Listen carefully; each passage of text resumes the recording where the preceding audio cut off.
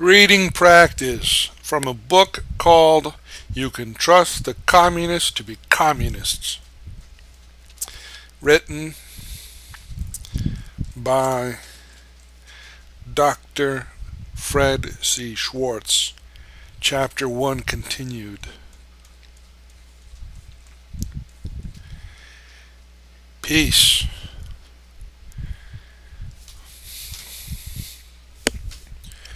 Since the communists are at war, they naturally desire peace. Wherever you find a communist, you find an advocate for peace, of peace. Peace is one of the golden words of their vocabulary. They have peace movements of every kind. They have peace campaigns, peace prizes, peace conferences, peace processions. Every communist is a devotee of peace. Most people watch the military preparations of the communists, noting the enormous percentage of their budget devoted to the military objectives, observing their ruthless, brutal repression of any attempt by their captive nations to secure freedom. Classify the communists as blatant hypocrites. This is far from the truth. The communists are not hypocrites. They are sincerely and genuinely dedicated to peace. If you give a mature communist a lie detector test and ask him if he desired peace with all his heart, he would pass with flying colors. They live for peace. They long for peace. They will willingly die for peace. What is this peace which they desire? During the war against Japan, most Americans undoubtedly wanted peace. Peace was the thought that comforted mothers whose sons were in danger on distant battlefields.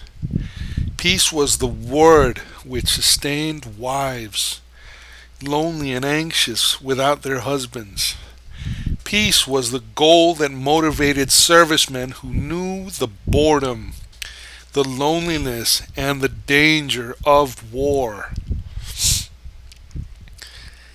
Had they been asked to define peace, they would doubtless have described it as the termination of hostilities in the defeat of the enemy by the Allies. Not under any circumstances would victory by Japan have been termed peace. To the American people, peace meant only one thing: American victory. The communists believe they are at war. They desire peace with all their hearts.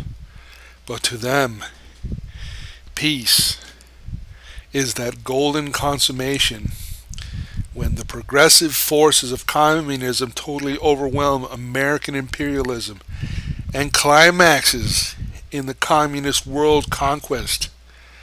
By definition, peace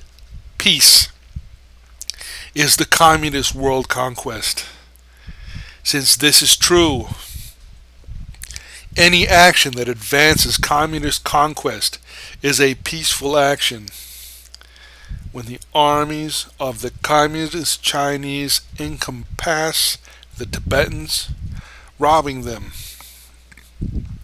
of their land and food, stimulating them to frantic, hopeless revolt, and then massacring them, they are consummating peace.